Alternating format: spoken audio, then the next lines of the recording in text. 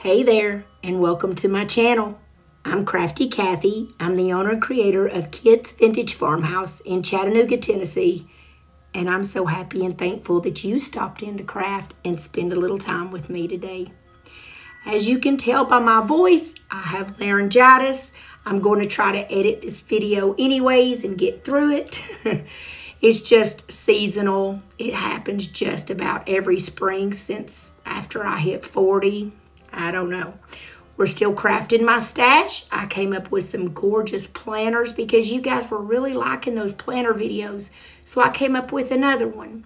This one I'm very proud of. And I used real flowers this time.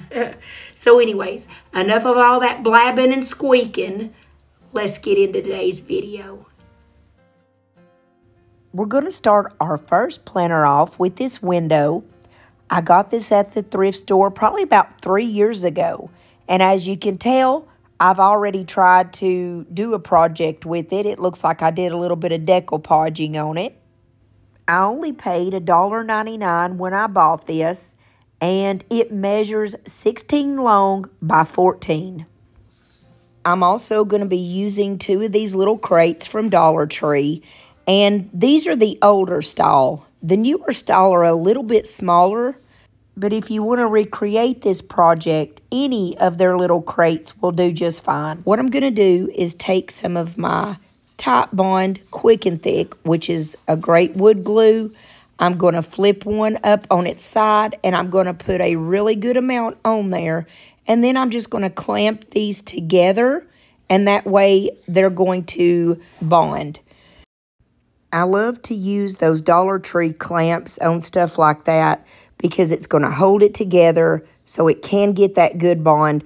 And also, the Dollar Tree stuff is notorious for not being the right size or being bowed. And if you clamp it together like this, it's just going to make that perfect union. I used 3 clamps in the middle. After I clamped it, I flipped it up on its side and I put 2 heavy books on the top because that weight is going to help it to get that bond just as quick. While that's drying, I grabbed some DIY paint in the color Blue Iris. It is a gorgeous, striking blue color. It's very vibrant. And I'm going to paint all the parts of this window. I'm going to make sure that I get on the inside. And I only really gave it 1 coat and then touch-ups in places that it may need a little extra coverage. If this is the first time that you're visiting my channel, I just want to say thank you so much for stopping in. I am so glad to have you. I would love it if you would subscribe and become a part of our family. I set a goal for myself to try to have 50,000 subscribers by Halloween, and I sure would appreciate it if you would help that dream become a reality. And if you're enjoying this video so far, would you please hit the like button? And also leave me a comment, even if it's just an emoji. All these things really help out my channel. And as you guys know that watch me often, the last few videos I have been telling people to make sure if you think you're subscribed, just double check, because I've had so many people come back to me and say, I'm so glad you told me that because I thought I was subscribed to you all this time, and I'm not anymore. I really have no idea why they're doing it. It's like periodically they do some kind of clean out, and it's not fair. And I have a few friends that have actually stopped their channels because of things like this. It feels like a sabotage. I mean, there's no other way that I can put it. But we really work hard, especially on these crafting videos. It takes about 3 days to create one video when you count editing and the projects and everything. And I don't understand how you can do that to somebody. It's almost like offering them a glass of tea and not putting sugar in it. That's enough of my belly aching. You guys know I love to show you how this looks when it dries down. This color is amazing. I absolutely love it for the 4th of July. And if you do want to try out any of the DIY paints or the IOD products, a lot of the things that you see me use on my channel, I get from Lori, and her website is www.miltonsdaughter.com. thrift.com, and don't forget to let her know that I sent you. I can't say enough about this gorgeous blue iris color. It's like the camera just cannot do it justice. The next thing we're going to use is this Barnwood Patina by DIY Paint. It's called Old and Gray, and that's pretty much what it is. It is a very, very light grayish stain, and all I'm going to do is put it on the front and the sides of my little boxes. Now, the reason why I call this a stain is because that's how I'm using it. You can use it as like a stain or that type that finish. It's when you're wanting to get the look of that weathered wood, that old barnwood gray color. But it is a liquid patina and it self-seals. It's just a really cool product. Now, this wood just soaks that right up, but I'm not going to stop there. I'm going to use the color Beadboard, which is a beautiful white color by DIY Paint, and I'm going to very messily just put it on there because that's definitely the look that I'm going for. I wanted to brighten that up and whiten it up just a little bit because we're going to decoupage. Now, I got these napkins at Hobby Lobby last year around the 4th, and the reason why I picked these is because it looked so good with that color blue iris. Now, you have to be careful when you're decoupaging with napkins. It's very, very easy to get wrinkles because the paper's so thin. You always take off the backing. Sometimes it comes with two pieces on the back, and sometimes it's just one. I like to put a little bit of the liquid patina on my fingers, and it helps to separate those layers. And I'm just going to place down my DIY liquid patina. I'm going to lay my napkin on the top. At this point, I'm not forcing it. I didn't use a lot of liquid patina because it takes very little. It's not thick and goopy like Mod Podge, and I just like the stick of it better. So I'm very carefully going along, making sure that I can keep any wrinkles out that I can. Now, like I said, since it's a napkin, you might get one or two little wrinkles, but it's no big deal. You just take some saran wrap like I have here.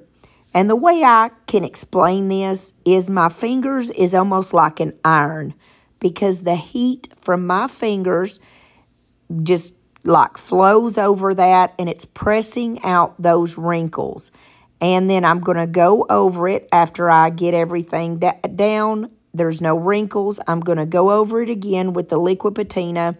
But as soon as you wet it again, guess what? The wrinkles appear again. So I'm not crazy about decoupaging with napkins. Rice paper is so much easier. But hey, this is what I had on hand. And remember, we are crafting from the stash we got, baby. So I went back over it, got the wrinkles out, and we're moving on. It's really easy to get the edges off. Wait until it's dry, and then just use like a little hand sander or your sandpaper and go along the edges and do it in a downward motion, and it comes right off. I'm going to place this on the front of my window just like it is a little window planter box, and I'm just using regular wood screws. They're just long enough to go through that very thin wood of the little planters and into the wood of the window. So I ended up putting 4 screws. I put 2 in each box just to make sure that it's not going to go anywhere. And with that tight bond, quick and thick, holding it together, trust me, it's not going anywhere. I like to make up my resin molds ahead of time just so I have them on hand and don't have to take that time to do it. So here is one of my favorite molds that came out in the IOD Spring Collection. The mold is called Conservatory Labels, and it is my favorite thing in their whole Spring Collection. I told you guys I have been labeling everything. I'm just going to take my white paint called Beadboard by DIY Paint and give it just a really quick coat. I am so in love with the way that this is turning out. I put a little bit of my Type Bond Quick and Thick on the back of it and around the edges, and then just a tiny bit of hot glue to hold it for now. I'm going to place it right in the center, and we are going to try out not the bronze paste, but this metallic blue paste. This is absolutely the same color as that blue iris, and I thought, oh my goodness, I have to try it. This is the perfect time to try this new paste. So I just put a little bit on my fingers, and I didn't want a lot on there. I just put kind of a light coat so you would get the point. And I decided not to stamp anything in the middle, but just to leave it plain. Ever since I started using these different types of paste from Milton's Daughter, I'm hooked on them. They have metallic colors like this one, and then one's called Chameleon, which are like a pearlesque type color. And they are just gorgeous. To me, they are the exact same thing as the Rub and Buff. They're just a lot cheaper.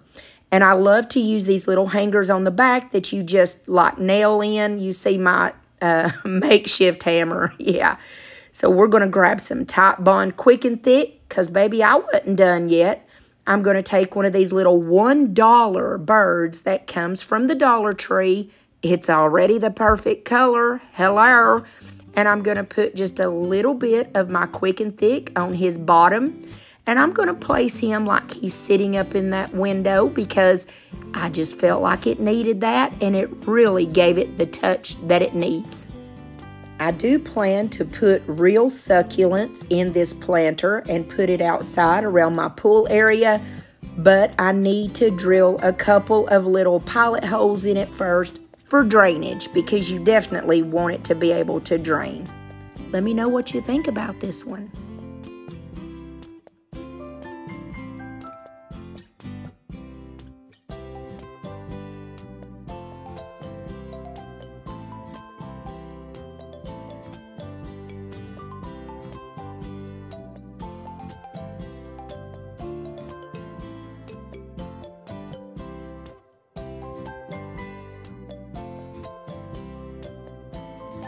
The second DIY is definitely my favorite planter. I got this bag of shells last year when I was vacationing in Destin. It was $9.99, and these 3 large shells that I have are not real shells. They are just decoration. Now keep in mind that you can make a planter out of just about anything, guys. And since I have so much stash sitting around and all this junk on my porch, it's like everything I look at, I'm like, I could make a planter out of that. I could make a planter out of that. As long as you make sure you put the holes in there for drainage. And in stuff like this, you've got to use something like succulents or something that's going to be small and easy to maintain. I personally like to use succulents because they're easy to keep alive and you can plant them in anything and they reproduce. So it's kind of like a win-win situation. But check out all these cool shells that are in here. The rest of them are real except for those first 3. I got ahead of myself and put a screw through this, and I meant to show you guys. What I did was just like drill a pilot hole. And then I drilled just one simple screw through one of the shells down into the other one. It's going to hold it there. And I actually found out this was made out of fiberglass. I was kind of worried that it was going to crack, but it did not. It just took one screw to get it exactly where I want it. And I'm just going to use these 2 shells and then use that 3rd shell as a totally separate planter. Now this one was a really quick fix to get it exactly where I wanted it. I didn't want to paint it. I wanted to keep it the colors that it is because it was perfect. And I'm just going to take this big shell and I'm going to use my Type Bond Quick and Thick. You guys know that stuff will hold anything. Even though it's a wood glue, it will hold this and it will never come apart. So I just placed that Type Bond Quick and Thick in areas where these shells are going to be touching. And then I took out some starfish, Both of these starfish, I just added the Type Bond Quick and Thick all along its little legs, and I placed both of those on the top. I just made sure to get that glue exactly where all the pieces are going to be touching. Now, I just left this piece alone for at least 4 hours and let it totally dry, just air dry. And then here I'm showing you where I went back and made pilot holes. I just use a simple drill bit and go down and made the tiniest of holes because you definitely don't want root rot where the roots stay soggy for too long. And that's all I did to this one. At the end, I'm going to show you me putting all the succulents in if you want to stick around. I also added a little bit of that coral that came in the shells because I thought that looked good and it gave it a little bit of an added effect.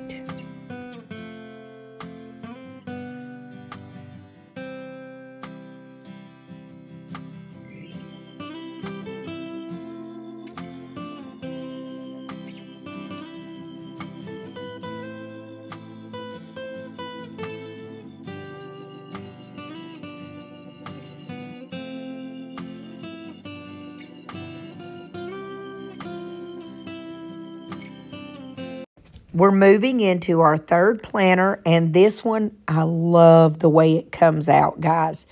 This is an old rusty, crusty pot that had been sitting out of a house that got demolished. I actually got this pot from the same friend that gave me that old-timey Ringer washer machine and also gave me that Victrola or phonograph record player that you wind up and it plays the records. Let me show you how I cleaned this beauty up. I just took a baby wipe and kind of wiped it off because I don't want to try to take this rust off or anything. And guys, as I started cleaning this, I realized it said May the 8th, 1866. Now, how cool is that? I couldn't even see it before I wiped it off, so I'm glad that I did wipe it off. I said I used a baby wipe, but these were actually like Clorox wipes. So anyways, I just went over it, trying just to get the spider webs off. I really don't want any of that beautiful rust to come off. I love rust. I mean, I think it is amazing. To me, it is sexier than socks on a rooster, baby. Anything that is on my front porch and in my stash is definitely a huge candidate to become a planter. It's like everything that I look at, I'm like, I could make a really cool planter out of that. So, hey, let's do it, you know, instead of just leaving it sitting there. Obviously, inside this planter, there's some rust. But whenever I used the wipe and wiped it up, it came off actually really easy. You see the sides are not like that. I really don't want to mess with the integrity of this piece. When I get a piece that is this special, I don't like to do much of anything to it because I don't want to mess it up. I'm never going to sell it. I'm never going to get rid of it. But I don't really want to like drill holes in the bottom of this. And that type thing is what I mean. So my plan is to put pebbles, like little pebble rocks in the bottom. And that way, if I do put my succulents in this, they're not going to get root rot. And also, it's just, I could take like a basket of flowers and place it in there and do it that way. I just want to make this a statement piece. And a few weeks ago, I had an old vintage flower sifter. And it was rusted, if you guys remember. And I used this beautiful IOD inlay on it. I used the red. This comes in 2 different colors. It's called Petite Fleur, and it comes in this pink, and it also comes in the red. Now, when that red gets up against that rust, it just sings to my soul. I cannot explain it. I think it's so beautiful. The pink is pretty too, but y'all know I'm going for the red. Now, I had no idea that these inlays would work on rust until a few weeks ago. Do y'all remember that flour sifter that I had and I put it on there and it turned out so pretty? And you know, I would rather me test out these things and we can do it together and see if it works or not. That way you have the option to use it on rust if you want to, just like I did. So what I'm going to do is take this beautiful round circular pattern here. I'm just cutting as close to the pattern as I can, and that's just a personal preference. I just do that myself. You don't have to. At this point, I really wasn't sure of the design that I was going to put on this, so I just kind of am fooling around here, and I did want to show you how I cut these in pieces. Instead of leaving it a whole circular piece, I cut it into smaller pieces because it's easier for me to manage, and that way I can get it exactly where I want it to go. A lot of people are afraid of these inlays, and I'm here to tell you, do not be afraid of these. You are just actually applying paint to your piece. If you don't like it, you can take it off. You know, you can cut these into smaller pieces, which is what I like to do. It just makes it easier. I'm going to use Big Top. That's my preferred method of putting these on. You can also use like the DIY paint or chalk paint, and you can put it in that way too. But I love to use Big Top, and let me show you why. Once I got all my pieces cut and realized the pattern that I wanted to put down, you just put a little bit of Big Top, and then I mist the inlay with my little mister bottle, and I lay it down. And then you take a baby wipe. Well, actually, you missed it again. And then you take a baby wipe and just kind of dab it. And as I'm dabbing it, I'm pushing that inlay down into my project. This is a little bit of a better picture here. I'm just taking these flowers. I put down my Big Top, and then I mist it. I lay it down and mist it again. It's just repetitive.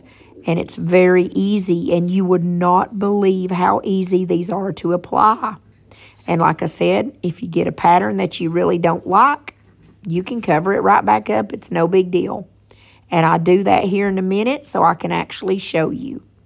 But each piece, you just take it. You want to make sure it's got good connection. So here I had to kind of pull up a little piece and fix it exactly how I want it. Then after you get the pieces on the way you want them to be, or you can do it piece by piece. It doesn't really matter. It's however you're comfortable doing it. You're going to leave it alone and let it dry.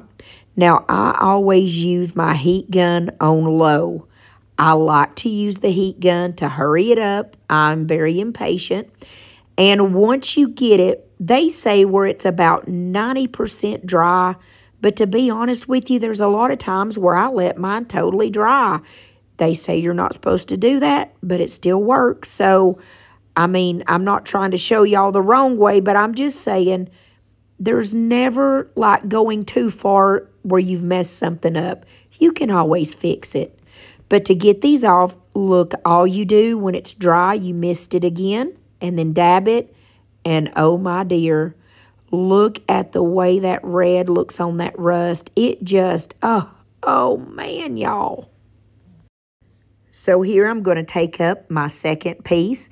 And I just like to go in the order that I laid them down. And it's just repetitive. Like I said, you mist it and kind of wipe that with the baby wipe. So it's not just swimming in water. And then very, very gently, you just pull it up. And I pull it up very slowly because you don't want to pull that paint up. Now, if you ever get to a point where you feel like it didn't get good, contact, just lay it back down, wet it again. That's what I do. And just let it dry again and do it over. Now, I'm going to place this little piece that I cut just on the front here, doing the same thing, the Big Top. And then I mist it, I lay it down, and then I dab it with my baby wipe.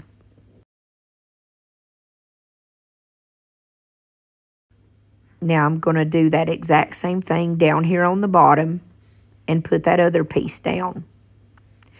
Now here is where I ran into one that I didn't feel gave me the color that I wanted.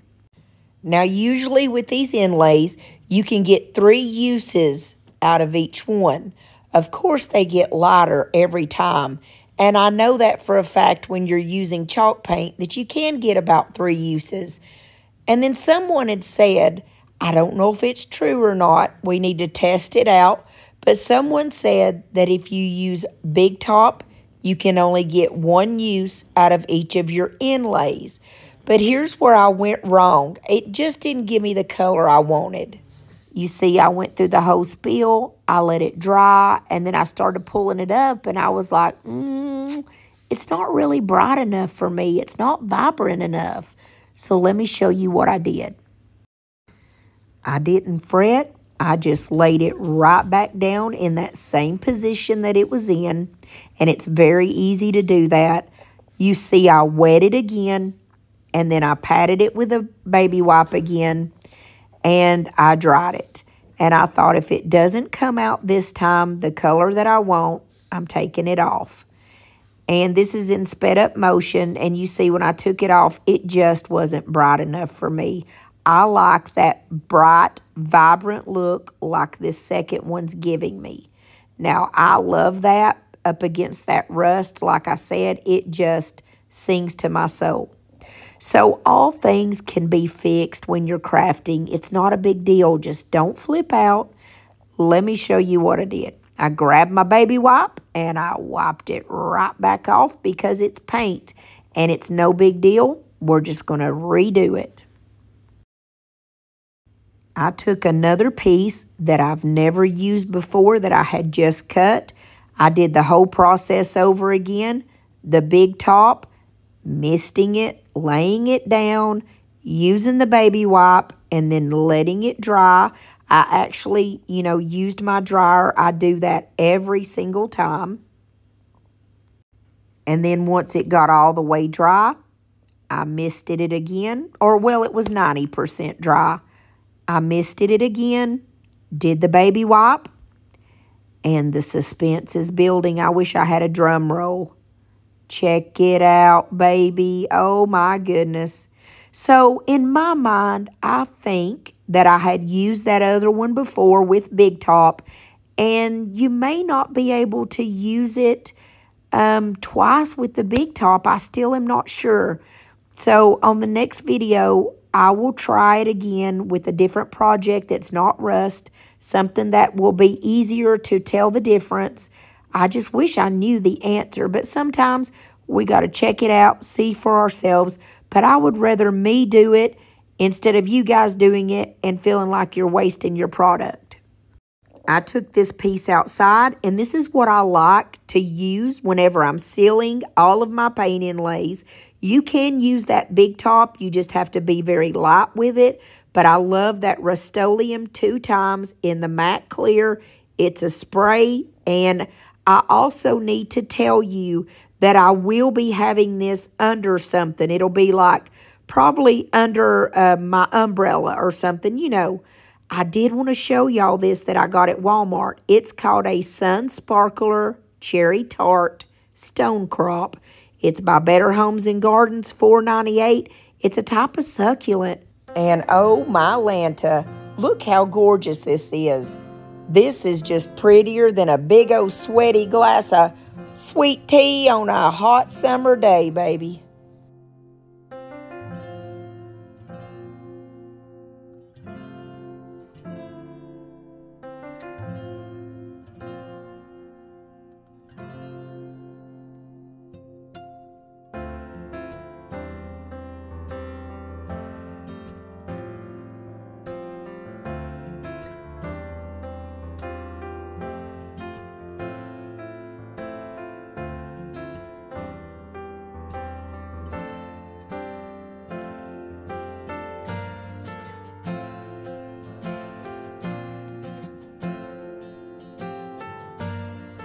Guys, if y'all stuck with me through this whole video, I just want to thank you so much.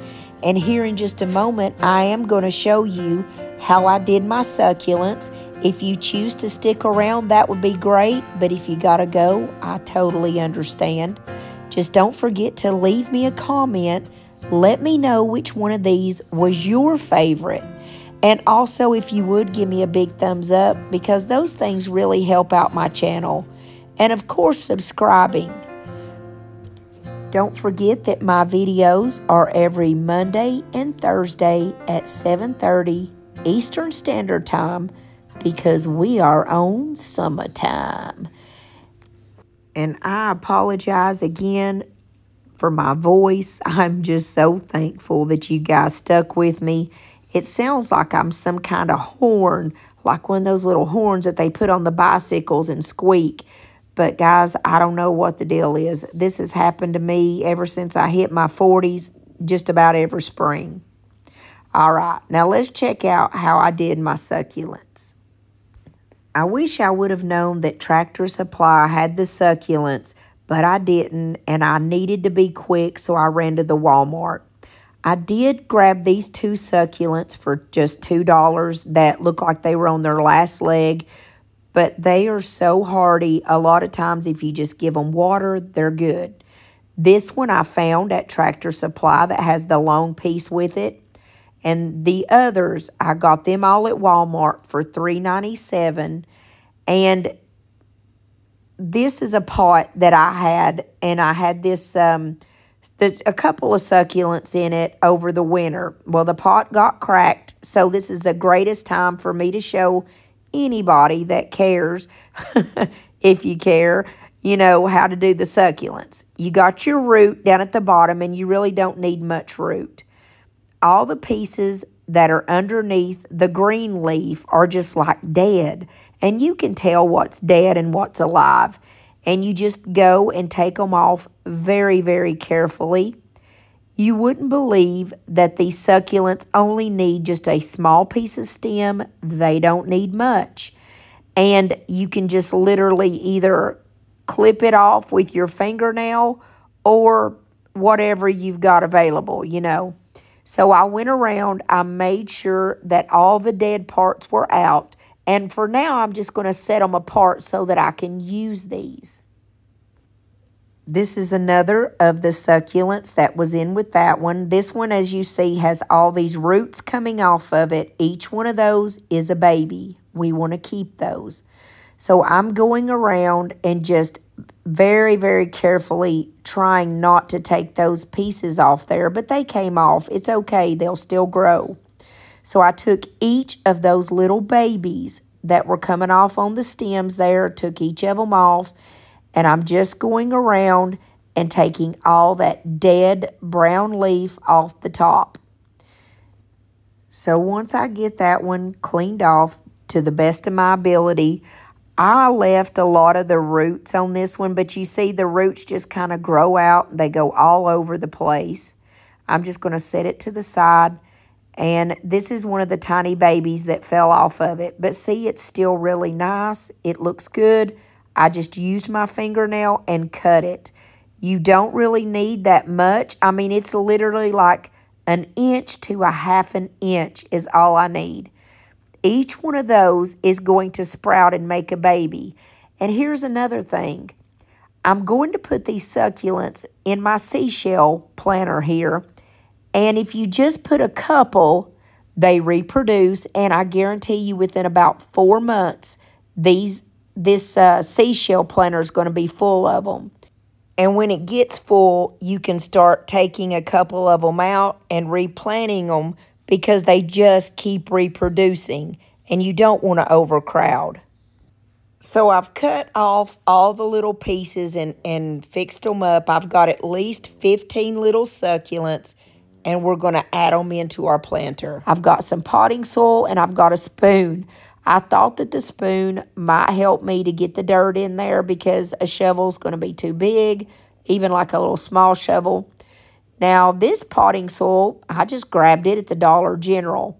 I did get a better brand, which honestly, I don't know if it matters. Succulents will grow in anything. I don't know if it matters, but this bag was like $3.98 at the dollar store. So here I'm just going through. I'm going to put some potting soil. in those top two portions of this planter. And then I'm going to put it in the bottom. And remember, I told you guys that I had already drilled holes in here, so we've got some drainage going on. I hope I'm not boring you guys to death, but I knew that some of y'all would really want to see me planting these succulents and how to do it. Here I'm just putting in my potting soil.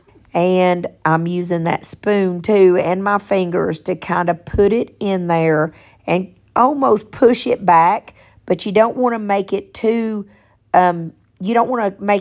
compact because the roots won't be able to grow. So here I just grabbed my first succulent. That's the biggest one. It's got the biggest root system. And I'm just actually kind of thinning out the root system a little bit because it don't need all that. And I'm going to place it right in the bottom.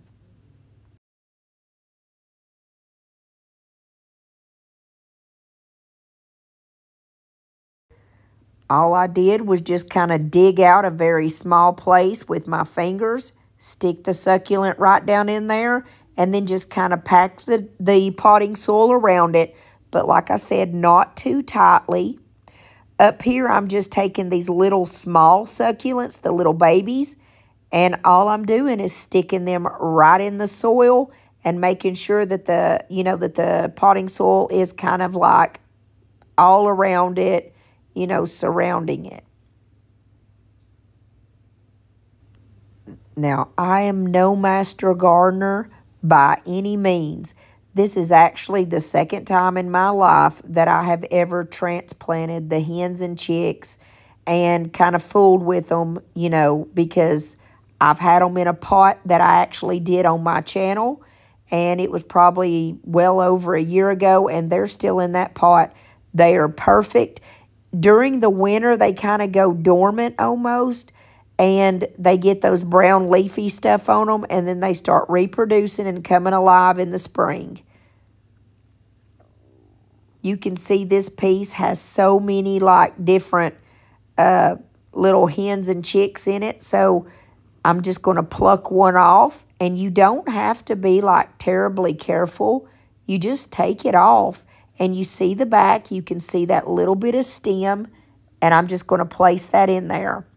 I think on the bottom of this seashell thing here, I put about 3 of the bigger succulents, and then the rest of them were smaller because I didn't want to overcrowd.